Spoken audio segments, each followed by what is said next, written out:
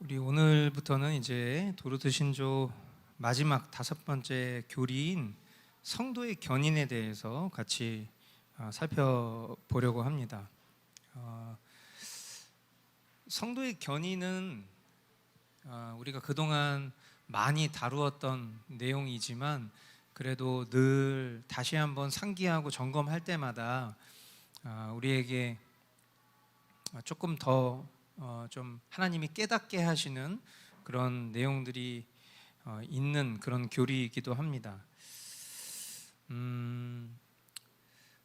여러 교리들이 다 중요하지만 성도의 견인 교리는 그 중에서도 가장 꽃이라고 생각해요.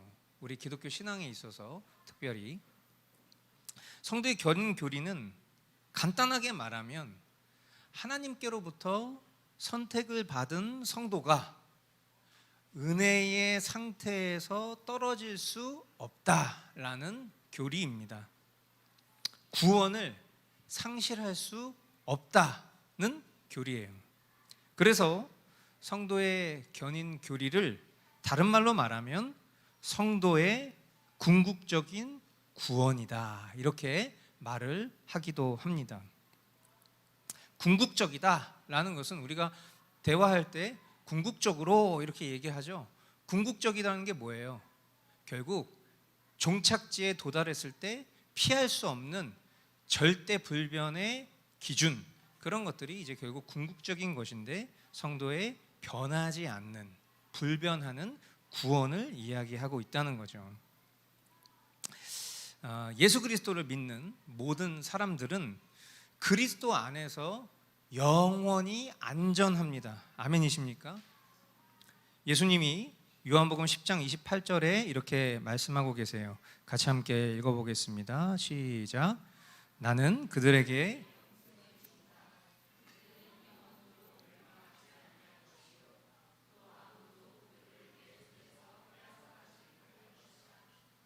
아멘. 이것이 성도들이 자신의 구원에 대해서 영원히 안심할 수 있는 이유가 되는 것입니다. 그냥 자기의 어떤 확신으로 안심하는 것이 아니라 주님이 이렇게 보증하셨고 말씀하셨기 때문에 그 말씀을 근간으로 해서 우리가 영원한 평안과 안정감을 갖는 겁니다. 그런데 여기서 우리가 주의해야 될 점이 있어요. 성도의 견인이라고 얘기했을 때 우리가 이 성도의 견인 교리를 자주 오해하는 경향이 있어요. 뜻밖입니다. 어떤 부분이 우리가 오해를 많이 하냐면 그 개념을 오해하는 게 아니에요. 사실은 이 근간이 우리에게 굉장히 중요한데 이것을 스킵하고 넘어간 이후부터는 아무런 문제가 없습니다. 무슨 얘기냐? 성도의 견인 교리에 있어서 우리가 주의해야 될 점은 뭐냐면 교회에 출석하거나 또 기독교 신앙을 고백하는 모든 사람들이 은혜의 상태에서 떨어지거나 구원을 상실할 수 없다는 뜻이 아닙니다. 무슨 말이냐? 성도의 견인은 말 그대로 오직 성도들에게만 해당되는 것이에요. 즉 참되게 거듭난 사람들, 성령께서 중생케 하신 사람들만이 견인하게 될 것이다라는 겁니다. 그러니까 우리가 자주 얘기하지만 교회 다닌다고 해서 성도라고 착각하면 안 돼요. 우리 자신을 누구누구 성도입니다 이렇게 표현하지만 사실은 그 표현 이전에 우리 내면에 늘 오늘 우리가 주일 일부 설교를 통해서도 나누었던 것처럼 내가 정말 주님과 인격적인 관계가 분명한가? 주님이 정말 나를 구원하신 구주가 맞는가? 내 삶에 주님이 맞는가? 이 사실에 대한 명백한 되물음 없이 또 그것에 대해서 우리 삶 속에 맺혀지는 성화의 열매가 확인되지 않는 상태에서 마치 내가 교회에 출석하는 신도라고 스스로 성도로 여기고 그래서 이 성도의 견인 교리가 오늘 나에게 보증되고 있다라고 착각해서는 안 된다라는 것입니다. 아르미니우스 주의자들은 이 성도의 견인 교리를 받아들이지 않습니다. 그래서 제가 제 기억이 맞다면 한 2018년도, 19년도 이쯤에 그 머스터워십 복음 집회 때 제가 이 성도의 견인 교리로 그 대중 예배에서 설교를 한 적이 있어요. 그런데 그때 참여하셨던 그 회중들 중에 감리교 전도사님들이 몇 명 왔었습니다. 그리고 그때 당시에 우리 찬양 전사님도 협성대학교 신대원 학생이었고 찬미 사모님도 협성대학교 신학생이었어요. 그런데 이제 끝나고 나서 이분들이 절 찾아오셔서 그런 얘기를 하는 거예요. 뭐냐면, 목사님, 저는 여태까지 한 번도 살면서 이 견인 교리를 들어본 적이 없습니다. 이렇게 얘기를 하는 거예요. 그러니까 뭐 그럴 수 있죠. 어떤 교단이 추구하는 신학적인 지향점이 다르다 보면 당연히 아르미니우스 주의자들 입장에서는 견인 교리가 필요 없을 수 있어요. 왜냐하면 구원의 어떤 절대적인 기준과 그 어떤 자격이 하나님께로만 있다고 여기지 않고 자신의 자유의지를 신뢰하는 입장에서 성도의 견인 교리는 필요하지 않을 수 있어요. 그러니까 당연히 이런 교리는 처음 들어봅니다. 이렇게 말을 할 수 있었던 거겠죠. 그런데 역사적으로 보면 아르미니우스 주의자들, 그러니까 이런 어떤 이제 개혁파와 학론파 사이의 이런 역사적인 이 교리 논쟁 속에서는 아르미니우스 주의자들은 이 개혁파가 추구하는 성도의 견인 교리를 알고 있어요. 그러다 보니까 그 교리를 받아들이지 않는 것에 대한 그들의 주장을 내놨습니다. 이미 역사적으로. 그랬을 때 그 주장이 뭐냐? 이제 거기에 담아놓은 내용인데요. 오류 반박 5번째입니다. 이 오류 반박은 개혁파, 우리 믿음의 선진들이 내놓은 이 도르트 신조의 내용을 반박하는 그들의 오류 논박을 말하는 것입니다. 아멘 하시면 안 돼요, 여기에. 자, 이 내용을 보면 제가 천천히 한번 읽어볼 테니까 여러분들이 들으시면서 이해를 하면 되겠습니다. 자, 이들은 뭐라고 얘기하냐면, 우리는 예수 그리스도께로 연합하고 그로 인해 생명을 주시는 성령께 참여한 사람들이 사탄과 죄와 세상과 자신의 육신에 대항하여 싸울 충분한 힘이 있고, 일단 불편하죠, 승리를 얻을 것이라는 사실을 믿습니다. 잘 알려진 대로 이 승리는 성령의 도우시는 은혜를 통해 얻게 되며, 그리스도께서는 성령을 통하여 모든 유혹 가운데서 그들을 도우시고 손을 펴시며 오직 그들이 싸울 준비가 되어 있고 그분의 도움을 갈망하며 게으르지 않을 때만 그들을 보존해 주시어 그들이 사탄의 게임이나 권세로 인해 타락하지 않게 하시며, 요한복음 10장에서 아무도 내 손에서 그들을 빼앗아갈 수 없다라고 하신 그리스도의 말씀에 따라 그리스도의 손으로부터 빼앗기지 않게 하실 것입니다. 그러나 그들의 태만함으로 그리스도 안에서 자신들이 처음 가졌던 삶의 원리에서 떨어져 나갈 수도 있는지, 세상으로 다시 돌아갈 수도 있는지, 한번 주어졌던 순수한 교리에서 떠날 수도 있는지, 선한 양심을 상실하고 은혜를 무시하게 될 수도 있는지 하는 것은 먼저 성경을 가지고 주의 깊게 판단한 후에 충만한 확신을 가지고 이를 가르칠 수 있을 것입니다 라고 반박을 한 겁니다. 그러니까 아르미니우스 주의자들은 하나님의 택하신 자들이라 할지라도 하나님의 구원에서 떨어질 수 있다라고 가르치고 있는 것이죠. 성도의 견인으로 알려진 교리가 성경을 통해 확증된 것이 아니기 때문에 이것은 개혁파들의 주장일 뿐 매우 면밀하게 결정되어져야 될 부분이다 라고 이 교리 자체의 존재를 부정하려고 했었던 것이 이제 학론파, 이 아르미니우스 주의자들의 태도였고, 그런 내용이 방금 읽었던 내용이에요.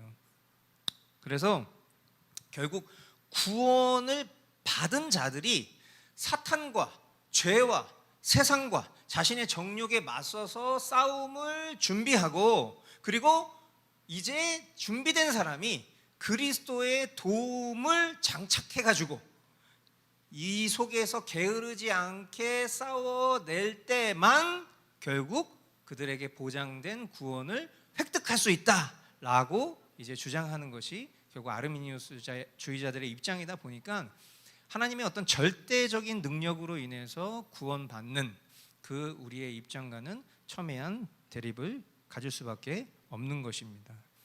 그래서 자, 이제 정답을 말씀드립니다. 아르미니우스, 여러분들의 눈이, 자, 그래서 정답이 뭐야? 빈칸에 들어가는 너무 거기에 집중하지 마세요. 나중에 답안지 또 올려드릴 테니까.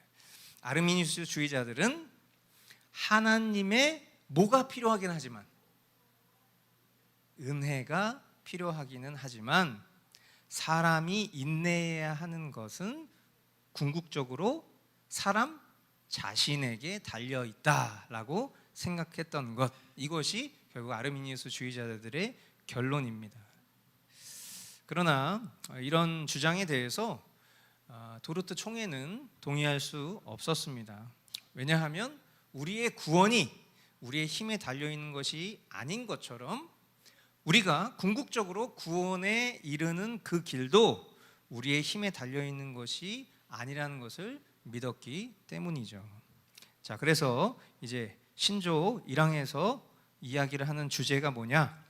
중생한 사람이 내재하는 죄에서 자유하지 못함입니다. 자, 이 도르트 신조 5번째 교리 성도의 견인 제 1항입니다. 하나님께서 같이 함께 읽어보겠습니다. 시작.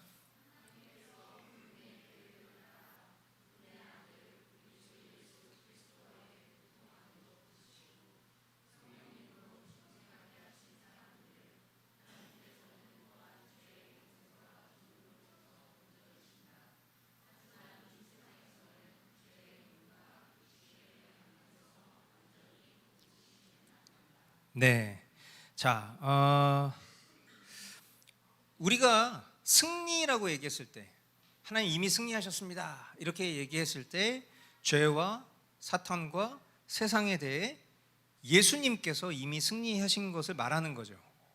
그러나 이 말은 더 이상 우리의 삶 속에 죄가 존재하지 않거나 우리가 죄를 짓지 않는다는 말이 아닙니다. 죄가 더 이상 우리의 주인이 될 수 없다는 말이에요. 그러니까 예수님이 죄에 대해서 승리하셨다, 이것은 예수님의 승리인 것이고, 우리의 주인이 예수님이시기 때문에 우리의 주인이 예수님이니까 죄가 더 이상 우리의 주인이 될 수 없다는 말을 주님이 이미 승리하셨습니다라고 선포하는 것이지, 우리가 더 이상 죄의 문제에 있어서 자유롭다 말할 수 없습니다. 왜냐하면 참된 신자라면 누구나 알아요. 매일매일의 삶 속에 어쩌면 이렇게 주님의 말씀을 붙잡고 그 말씀 기도 가운데 주님 앞에 아뢰며 살려달라 고백하며 스스로를 은혜 입은 벌레라고까지 말을 함에도 불구하고 그 순간에도 곁눈질하면서 죄를 품고 있는 이 비참한 자신을 부정할 수가 없는 거예요. 그렇잖아요. 그러므로 1항의 마지막에 보면, 하지만 이 세상에서는 죄의 몸과 육신의 연약함에서 완전히 건지시지는 않는다 이렇게 말합니다. 그러니까 결국 성도들은 죄의 권세와 지배 가운데에서 해방된 사람들이지만, 그러나 여전히 성도들은 죄와 싸워야만 할 수밖에 없는 존재다라는 것을 명백하게 말하고 있는 것이죠.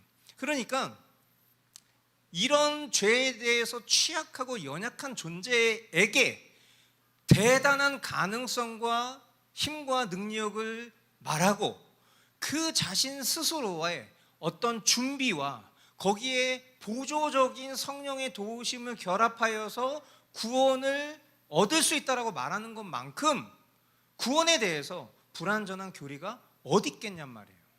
만약에 그런 식이라면 이 세상에 존재하는 그 어떤 사람도 자신의 능력으로 구원을 보장하거나 구원을 보존할 수는 없을 것임은 우리 자신 스스로에게만 정직하게 돌아보아도 그것은 불가능하다라는 대답을 할 수밖에 없다는 것이죠. 동시에 2항에 대한 내용을 보면 다음 페이지입니다. 2항의 제목은 일상의 연약함의 죄입니다. 따라서 매일 연약함의 죄가 샘솟고 성도의 최선의 행위에도 흠이 있다. 이것들은 성도들로 하여금 늘 하나님 앞에 자신을 낮추고 십자가에 못 박히신 그리스도께로 피하여 가며 기도의 영과 거룩한 경건의 연단으로 육신을 더더욱 죽이고 마침내 이 사망의 몸에서 건지심을 받고 천국에서 하나님의 어린 양과 더불어 왕 노릇할 때까지 온전함의 표대를 향하여 달려갈 이유가 된다라고 말을 합니다. 죄는 여전히 우리 안에 남아 있어요. 그래서 우리는 끊임없이 죄와 싸워야 하고 또 내가 원하는 것이 아닌 주님께서 원하시는 일을 하려고 끊임없이 힘써야 합니다. 그러나 늘 항상 기억해야 될 것은 이 싸움이 구원을 얻기 위한 싸움이 아니에요. 이미 받은 구원을 우리가 보존하고 하나님께서 우리에게 누리게 하시는 그 하늘의 영광을 이 삶 속에서도 경험케 하기 위한 과정일 뿐이지 마치 이 노력을 통해서 어떤 구원을 쟁취하고자 하는 그 개념은 그 개념 자체가 이미 하나님이 우리에게 주신 것을 누리지 못하게 하는 사탄의 속임수라는 것을 기억해야 하는 것이죠. 때로는 이런 질문을 받을 때도 있어요. 아니 어떻게 구원받았는데 죄를 지을 수 있어요? 그러니까 저는 이런 질문 자체가 사실 제가 가진 어떤 신앙관에서는 이 질문을 하는 사람이 도대체 무슨 의도로 질문을 하는가 의문이 들 만큼 이 질문이 이해가 되지 않아요. 그러니까 어떻게 구원받은 사람이 죄를 지을 수 있냐는 얘기는 그러면 그 질문을 하는 사람은 지금 죄를 짓고 있지 않다고 얘기하는 거잖아요. 그런데 그런 사람이 이 세상에 존재할 수가 없는데 그런 질문을 한다는 것 자체가 이해가 되지 않는 거죠. 그러면서 결국 그 질문이 요구하는 건 뭐냐? 물론 그 질문을 하는 사람이 같은 기독교 신앙 안에서 다른 신앙을 가진 사람이 아닐 수도 있습니다. 기독교 신앙을 잘 모르거나 아니면 오해하는 사람들 편에서 하는 말일 수도 있죠. 아니 어떻게 당신은 크리스찬인데 죄를 지을 수 있냐? 이 말인 거잖아요. 구원 받았는데 어떻게 죄를 지을 수 있냐? 당신은 신자인데 당신은 교인인데 어떻게 죄를 지을 수 있나? 이렇게 얘기하면서 결국 뭘 얘기하고 싶은 거냐면 그러니까 너가 받은 구원에 문제가 있다. 이 얘기를 하고 싶은 거겠죠. 그러나 죄성이라는 것은 우리의 육신 가운데 여전히 남아 있습니다. 신조도 밝히고 있고 성경도 이 사실에 대해서 명확하게 얘기를 하고 있어요. 그렇기 때문에 신조가 우리가 방금 전에 읽었던 것처럼 이것들은 성도들로 하여금 늘 하나님 앞에 자신을 낮추고 그러니까 결국 죄성이 우리의 심령 가운데 남아있게 한 그 하나님의 본뜻은 이것을 통해서 우리 자신이 얼마나 비참한 존재인지를 날마다 깨닫게 하시기 위함이라는 거죠. 여기서 근본적인 얘기를 하는 경우들이 있어요. 아니 그런 걸 왜 남겨놔? 그냥 더 이상 그런 것들에 대한 어떤 의지를 꺾어버리시면 되잖아. 그럼 결국 그 말은 우리에게 하나님의 형상으로 허락하신 의지 자체를 하나님은 허락하시지 않고 그냥 로봇이나 어떤 기계적인 화답으로 하나님 앞에 나아가게끔 하는 그런 것으로 이야기하려고 하는 거겠죠. 그러나 우리가 계속 그동안의 신조들을 통해서 배웠던 것처럼 하나님은 우리의 의지를 새롭게 하셔서 우리의 타락한 본연의 그 의지를 꺾고 이제 그 의지의 바른 방향인 하나님을 인격적으로 사랑하는 방향으로 우리의 의지가 선용되기를 원하시는 것이 하나님이 그 안에 담아놓으신 뜻이라고 우리가 배웠잖아요.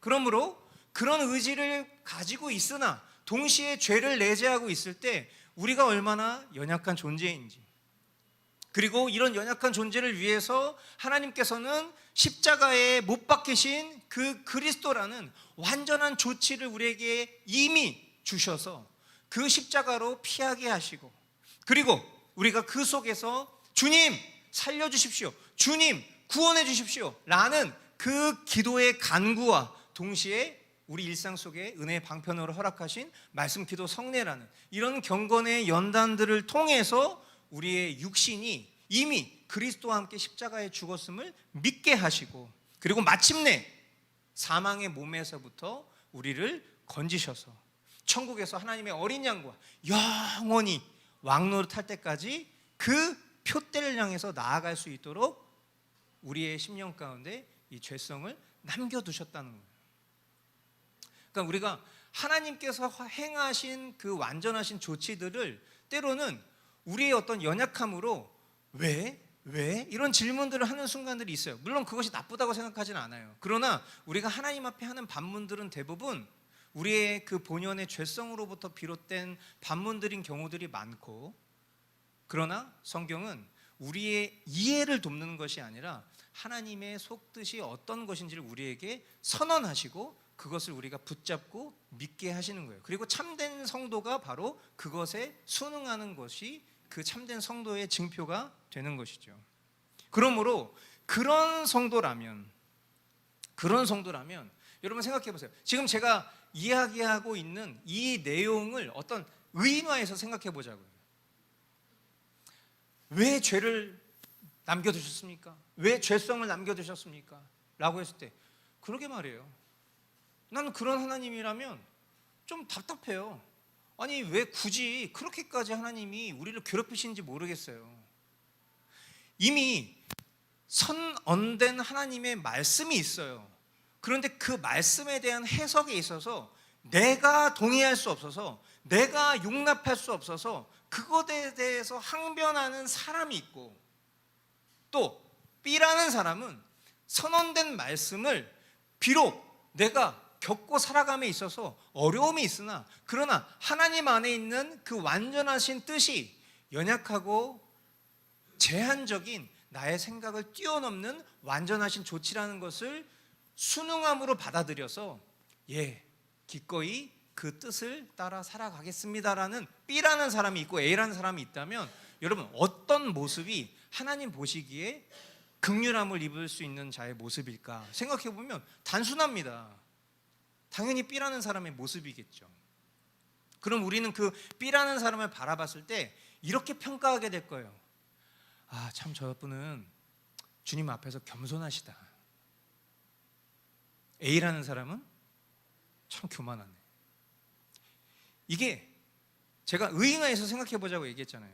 분명히 우리의 삶에도 그런 모습이 있어요.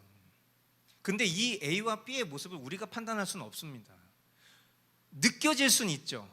판단을 하면 안 되지만 판단은 됩니다. 동시에 객관적으로 자기 자신을 바라봤을 때 나는 하나님의 말씀에 어떻게 반응하는가를 생각해 봤을 때 A의 모습인지 B의 모습인지도 스스로 자평할 수도 있을 거라고 생각해 봅니다. 저는 이 부분에 있어서 아주 중요한 결론이라고 생각하는데, 성도의 중요한 자세는 결국 뭡니까? 겸손이에요. 겸손은 하나님의 자녀가 지녀야 될 매우 중요한 태도입니다.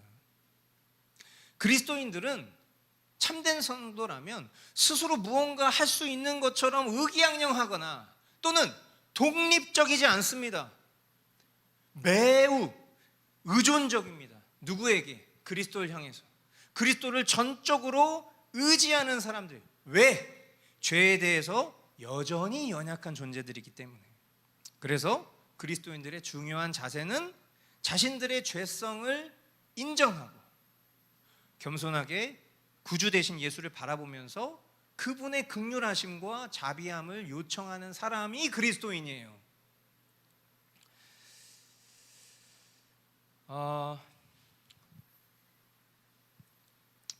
우리가 이제 일상을 살아가다 보면 많은 이들을 만나죠. 어차피 저 같은 사람들은 물론 저도 이제 불신자들을 많이 만납니다. 근데 불신자들을 만날 때 오히려 저는 편합니다. 왜 편하냐면 이들에 대한 기본적인 기대가 없어요. 그러니까 그 영혼에 대해서 뭐 형편없다고 생각하고 뭐 지옥의 땔감이라고 생각해서 기대가 없는 게 아니라, 믿음이라는 것이 내 실력으로 연마해서 생길 수 있는 것이 아니라 하나님이 선물로 주셔야만 믿을 수 있고, 그 믿음이 있다 하더라도 진리와 플러그인 되지 않으면 발휘될 수가 없는 것이라는 걸 알기 때문에 도리어 불신자들을 만날 때에는 오히려 그들을 굉장히 축복하는 마음이 커요. 그래서 저도 제가 평상시에 만나는 불신자들을 만날 때 오히려 되게 여유롭고 그냥 그들에게 언제든 이들이 말씀대로 소망의 이유를 나에게 물어올 때 나는 그들에게 어떻게 하면 참된 소망의 답변을 줄 수 있는지에 대한 준비가 늘 필요하다. 그래서 언제든지 뭐 예를 들어서 제가 운동을 하러 가더라도 제가 만나는 그런 뭐 트레이너들이라든지 아니면 제가 오고 가면서 만나는 이웃들이라든지 그런 사람들과의 어떤 교통 속에서도 늘 항상 이 사람이 이렇게 질문하면 나는 이것에 대해서 기꺼이 내가 순응할 수 있는 그런 대답을 이렇게 준비해 놔야지 이런 생각을 늘 가지고 살아요. 그러니까 전혀 이 사람들을 만날 때 어렵지 않고 축복하는 마음입니다. 그런데 가끔 다른 신앙, 그러니까 기독교 신앙 안에서 다른 신조와 다른 신학을 가진 이들을 만날 때는요 너무 불편하고 어려울 때가 많아요. 참 그래요.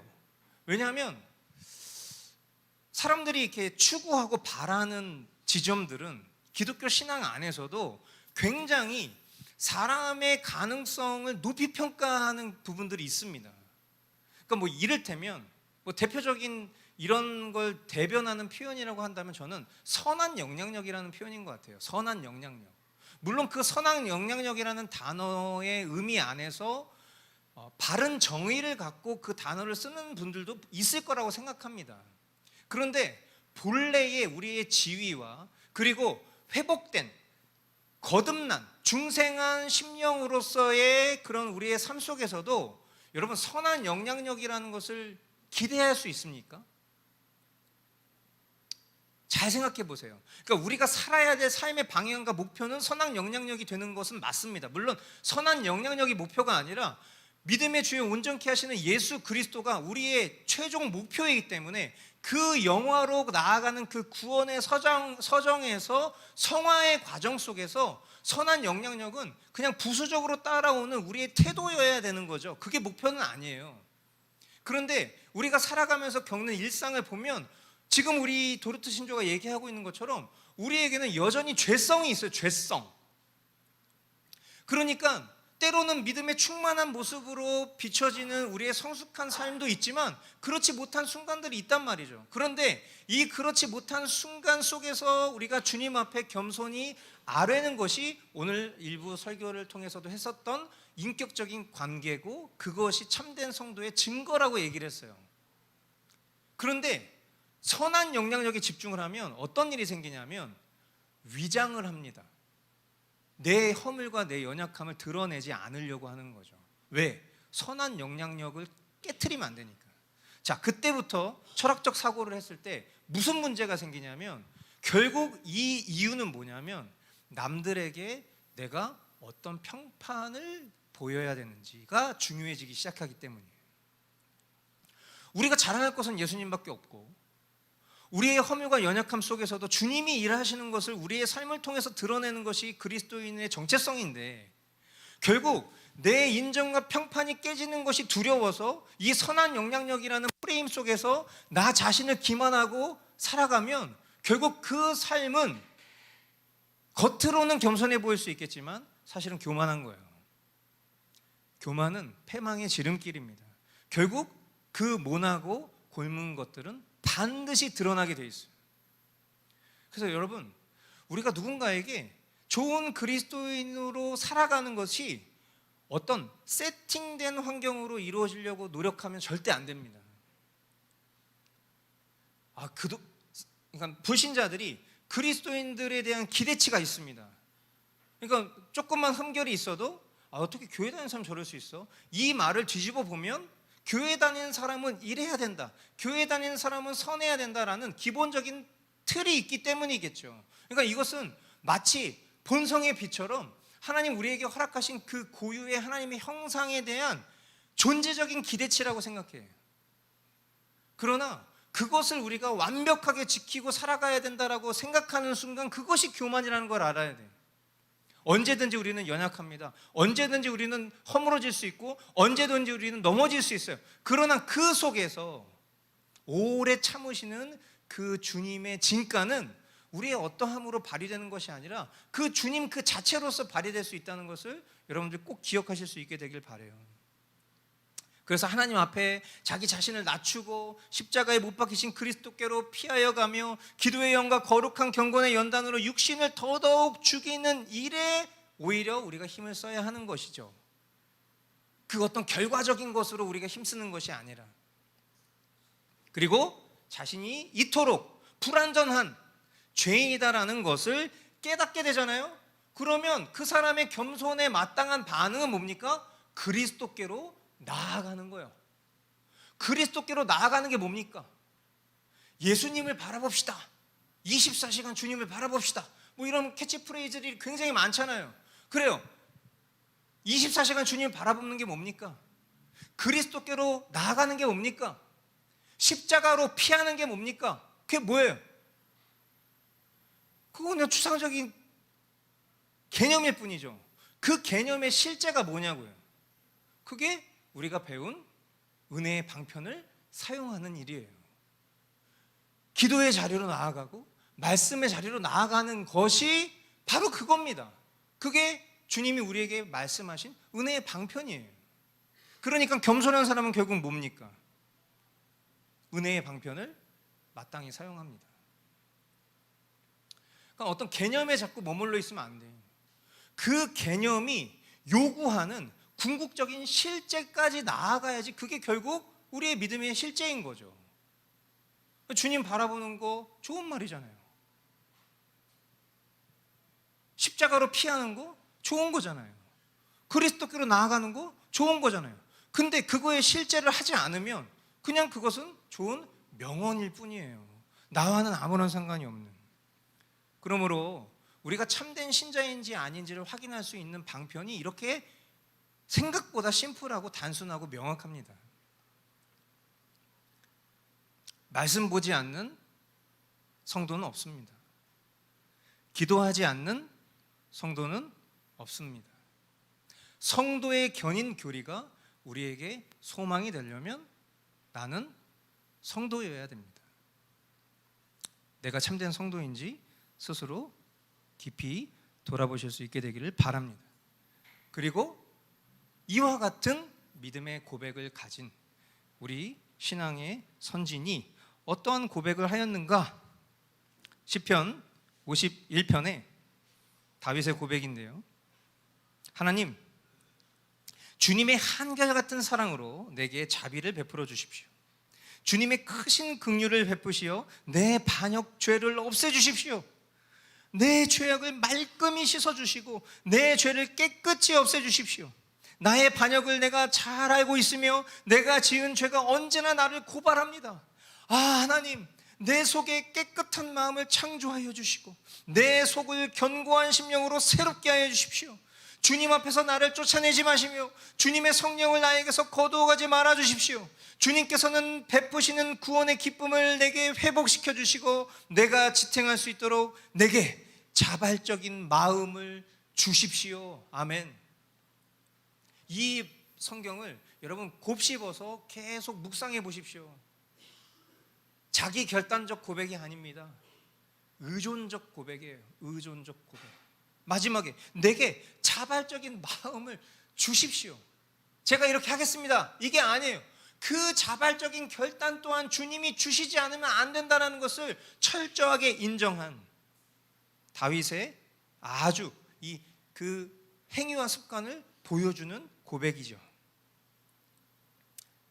이 고백만 봐도 다윗은 자신이 죄인이라는 것을 알고 있었습니다. 그리고 자신을 다시 세워주실 수 있는 분이 하나님 한 분밖에 없다는 것도 당연히 알고 있는 거죠. 이 기도만 봐도 보이잖아요. 그래서 그는 하나님의 말씀을 배우는데 열심을 다했고 하나님의 말씀을 사랑하는 자가 되었어요. 그러니까 이 인과관계를 우리가 간과하거나 무시하면 안 돼요. 저와 여러분들이 정말 성도라면, 성도의 견인교리가 우리에게 희망이라면 마땅히 그의 태도는 오히려 더 하나님 앞에 겸손할 수밖에 없을 것이고 겸손한 자는 그 겸손한 개념만 갖고 사는 게 아니라 마땅히 그 겸손의 실제인 은혜의 방편을 적극적으로 의지하는 자일 수밖에 없다라는 것을 다시 한번 기억하실 수 있게 되기를 바랍니다. 제 3항입니다. 하나님께서 자기 백성을 지키심. 같이 한번 내용을 읽겠습니다. 이 내재하는 죄의 잔재와 세상과 사탄의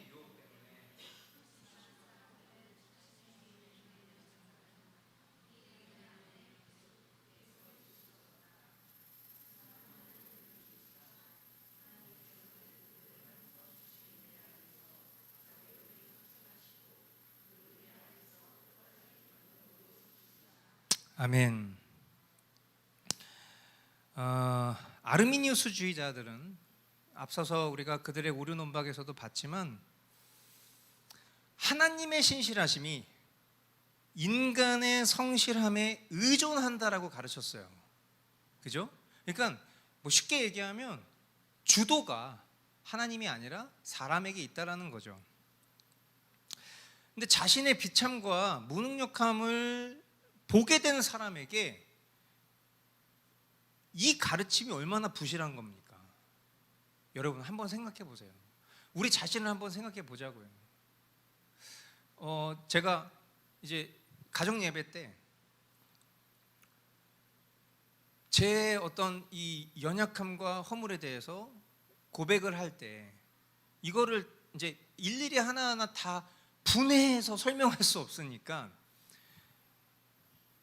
하나님 아시죠? 제가 오늘 하루 동안 얼마나 추악하고 얼마나 더러운 생각을 하고 사는지 주님 아시죠? 이런 표현들을 쓰면 가끔 저희 아이들이 저한테 물어봐요. 도대체 무슨 생각을 하길래 물어보는 거예요. 저도 반문할 때가 있어요. 아니 도대체 너는 무슨 생각을 하고 살길래 은혜 입은 벌레라고 자꾸 그렇게 얘기하고 막 그러는 거야? 막 이런 얘기하면은 그거 어떻게 다 일일이 얘기할 수가 없는 거죠. 그거 얘기 못 하잖아요, 솔직히. 여러분 얘기하실 수 있어요? 여러분 만약에 지금 빨리 여기서 마무리 짓고 우리 한 20분만 소그림 모임 합시다 하고선 내가 얼마나 더럽고 추악하고 비참한 생각을 갖고 사는지 서로 한번 나눠봅시다 하면 얘기 나눌 수 있겠냐고. 하지만 우리는 확신하는 게 하나 있어요. 이 자리에 있는 그 누구도 나와 같지 않은 사람은 없다라는 걸 확신합니다. 그렇죠? 여러분 우리 중에 저는 전혀 그런 생각 안 하고 사는데 저는 정말 거룩하고 경건한 생각밖에 하지 않는데요? 이렇게 말하는 사람이 있다면 그 사람이 이단이에요. 그리고 그 사람은 하나님 앞에 거짓말하는 거예요. 우리가 그것을 입 밖으로 꺼내지 않아도 우리가 얼마나 더럽고 추악한 존재인지 너무 잘 압니다. 그렇죠? 그러면 생각해 보자고요. 이런 연약한 존재가 스스로의 구원을 어떻게 보증할 수 있냔 말이에요. 이거는 그냥 우리의 일상 속에서 어떤 무언가 비유해서 설명을 했을 때 그냥 너무나도 뻔한 얘기예요. 여러분 우리가 누군가에게 중요한 업무를 맡깁니다. 아주 중요한 업무를 맡긴다고 칩시다. 그냥 사소한 거 말고요. 아주 중요한 거, 중차대한 거. 누구에게 맡기겠어요? 그 부분에 있어서 가장 신뢰만한 사람에게 맡기겠죠. 그러나 그것도 실패할 가능성이 존재합니다. 왜? 완벽한 사람은 없으니까 말이에요. 하물며 영생과 영벌이 달린 구원의 문제예요. 그런데 만약에 그 구원의 문제를 이렇게 그냥 자신에게만 솔직해도 나에게 아무런 소망과 기대가 없다라는 그 자신에게 그것을 하나님이 우리에게 맡기신다라면 말도 안 되는 일이겠죠. 근데 하나님은 그걸 우리에게 맡기신 적이 없어요. 그런데 그것을 그 뜻을 받아들인 인간이 스스로 내가 그것을 할 수 있고 여기에 플러스 주님의 능력이 더해지면 이것이 가능합니다라고 말한다면 이것 자체가 하나님 앞에 얼마나 하나님의 능력을 무시하는 표현일지를 생각해 보자는 거예요. 그런 측면에서 저는 이것이 같은 기독교 신앙 안에서 허용 가능한 범위인가를 늘 반문하게 되는 거예요. 이게 가능한가? 이게 허용 가능한 범위 안에 있는 게 맞나? 인간 주도적인데 거기에 하나님의 능력이 더해졌을 때 이것이 가능하다라고 말하는 것 자체가 이것이 같은 기독교 신앙 안에서 허용 가능한 범위인가? 저는 솔직히 그렇지 않은 것 같아요. 제가 뭐 감리교 어떤 그런 사역자들이나 또 신학생들이랑 만나서 대화를 해봤을 때 이런 문제에 대해서 제가 이렇게 가끔 우스갯소리로 질문을 합니다. 아니 뭐 전도사님은 아니 목사님은 그거 가능합니까? 그럼 다들 그냥 웃죠. 이거에 대해서 교리적인 설득을 하는 것 자체가 사실은 무의미하긴 합니다. 그러나 곰곰이 생각을 해봤을 때 그냥 다른 거 다 떠나서 나 자신을 봤을 때도 이게 너무 불완전하고, 그런데 이 불완전한 나에게 구원의 주도권이 있다면 내가 과연 구원받을 수 있을까? 도리어 복음이 정말 복음이려면 내가 할 수 없는 일이 완전하신 분으로 인하여서 가능케 된다는 것이 복음이어야만 하는 거 아닌가? 그럼 도대체 우리가 믿는 복음은 뭐지? 이거는 이길 수도 있고 질 수도 있는 복음인데, 이미 승리하셨다라고 말하지만 그 승리의 적용이 나의 불완전함으로 인해서 적용되지 않는다면 보증될 수 없는 건데 어떻게 이것이 복음이라고 말할 수 있을까? 복음의 근원 자체에도 흔들리는 그런 거죠. 요한복음 10장 27절로 29절에 예수님 이렇게 말씀하세요. 내 양들은 내 목소리를 알아듣는다. 나는 내 양들을 알고 내 양들은 나를 따른다. 나는 그들에게 영생을 준다. 그들은 영원토록 멸망하지 아니할 것이요 또 아무도 그들을 내 손에서 빼앗아가지 못할 것이다. 그들을 나에게 주신 내 아버지는 만유보다 더 크시다. 아무도 아버지의 손에서 그들을 빼앗아가지 못한다. 여러분, 나의 어떠함으로 인해서 구원을 쟁취할 수도 있고 구원을 놓칠 수도 있다면 예수님의 이 말은 뻥입니다. 제가 뻥이라는 단어를 쓴 이유가 있어요. 허풍, 허세 이런 표현을 쓸 수도 있는데 뻥! 여러분, 누가 감히 어른한테 에이 뻥치시네 이렇게 얘기하면 너 인마 일로 와봐 이 버르장머리 없는 놈 마치 이런 거잖아요. 이럴 수 없다는 거예요. 단호하게 예수님이 이거를 뻥으로 치셨다면 지금 아르미니우스 주의자들이 주장하는 것은 예수님 뻥쳤다고 얘기하는 거예요. 왜? 예수님이 지금 얘기하신 얘기는 진리 되신 분이, 말씀이 육신이 되신 분이 스스로 선언하신 그 말씀에 대한 보증이 되시는 분이 하시는 말이에요. 절대 누구도 아무도 하나님으로부터 속한 하나님의 백성들을 빼앗아갈 수 없다라고 얘기했는데, 인간 자신 스스로의 불찰과 불성실함으로 인하여서, 외부적인 요인으로 인하여서 만약 빼앗김을 당했다면, 빼앗아 버렸다면, 스스로 나고 되었다면 예수님의 이 말은 뻥인 거예요. 그럴 수 없는 겁니다. 요한복음 13장 1절, 유월절 전에 예수께서는 자기가 이 세상을 떠나서 아버지께로 가야 할 때가 된 것을 아시고 세상에 있는 자기의 사람들을 사랑하시되 끝까지 사랑하시다. 아멘. 여러분, 이 말씀은 그냥 우리에게 위로를 주는 말씀이 아닙니다. 끝까지 사랑하셨다. 아, 주님 나를 끝까지 사랑하셨어.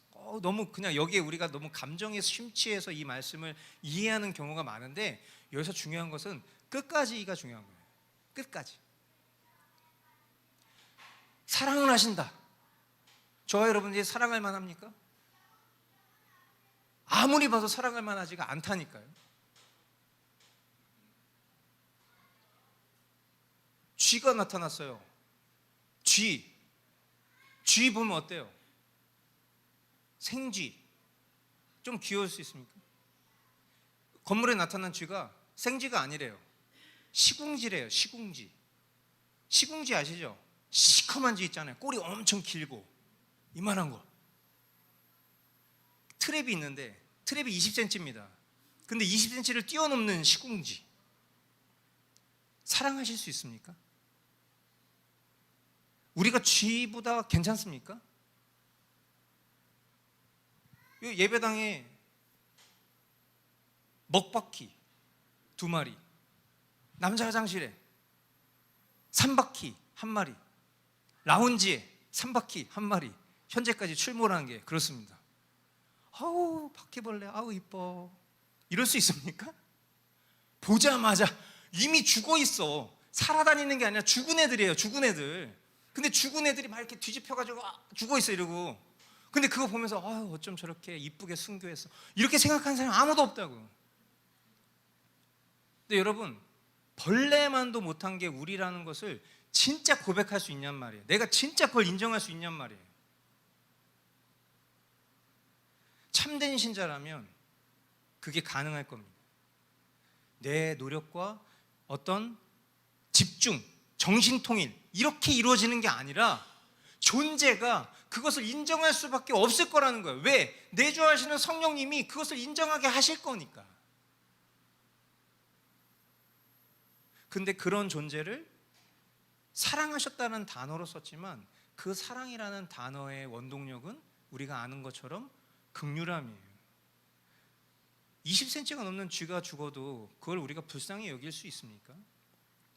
더러운 바퀴벌레가 죽었다고 아유 불쌍하구나 이렇게 생각할 수 있겠냐고요. 근데 주님은 그 순간에도 포기하지 않으신다는 거예요. 견고한 인내, 견인. 로마서 8장 38절 39절 나는 확신합니다. 죽음도 삶도 천사들도 권세사들도 현재일도 장래일도 능력도 높음도 깊음도 그 밖에 어떤 피조물도 우리 주 예수 그리스도 안에 있는 하나님의 사랑에서 끊을 수 없습니다. 여기서 얘기하는 이 다양한 표현들은 마치 이런 거죠. 남녀노소 누구나 자녀들은 예언할 것이요 청년들은 환상을 보고 아비들은 꿈을 꾸리라 그랬더니 막 이상한 사람들은 야 자녀들아 너네들은 이제 꿈을 꿀 거다. 청년들은 환상을 봅니다. 노년에 계신 분들은 꿈을 꿀 것입니다. 답답한 인간들. 그게 아니잖아요. 모든 세대가 성령으로 충만케 될 것을 예언하신 말씀인 것을 문자적으로 해석하면 그런 오류에 빠지는 것처럼 지금 여기서 얘기하는 것이 여기서 얘기하고 있는 것으로만 우리를 끊을 수 없는 게 아니에요. 결국 아무것도 그리스도의 사랑으로부터 끊을 수 있는 게 없다라는 얘기인 거겠죠. 이 세상의 그 어떤 것도, 심지어 우리가 그토록 좋아하고 그토록 의지하는 나, 자유, 의지, 내가 갖고 있는 내 능력, 내 거, 나 이거로 끊을 수 없다. 아멘이십니까? 여러분, 우리가 지금 배우는 이 지식이 뭐 특별한 지식도 아니죠. 사실 다 그냥 읽고 설명하는 것 뿐이니까. 그러나 여러분, 이 지식이 아까 처음에 우리가 기도했었던 것처럼 우리의 지식의 창고를 늘리는 것이 아니라 하나님 앞에 우리의 본연의 지위가 어떤 것인지를 더 깊이 깨닫고 감사하는 지식이 될 수 있길 바라요. 1항부터 3항까지의 내용 정리해보면 이렇습니다. 이 땅에 살아가는 성도는 너무나도 약한 존재다. 그렇기 때문에 세상과 사탄의 도전에 직면하게 되면 단 한순간도 스스로 지탱할 수 없다. 성도들의 삶은 언제나 이런 도전에 노출되어 있다. 만약에 이런 도전에 홀로 성도가 싸우게 된다면 100전 몇 패? 100패다. 그러나 우리는 실망하거나 좌절할 필요가 없다. 왜냐하면 신실하신 하나님께서 하나님 스스로 하신 약속을 기억하시고 끝까지 우리를 사랑하시고 지키시며 영원한 아버지의 나라로 인도해 주시기 때문이다. 이것이 오늘 우리가 함께 다룬 내용들의 결론 되겠습니다. 그래서 이 성도의 견인 교리를 늘 이야기할 때 이 견고한 인내라는 이 표현적 의미를 떠올리지 못하더라도 우리가 일반적으로 견인, 레카차 이런 얘기할 때 그래요, 그 말도 맞습니다.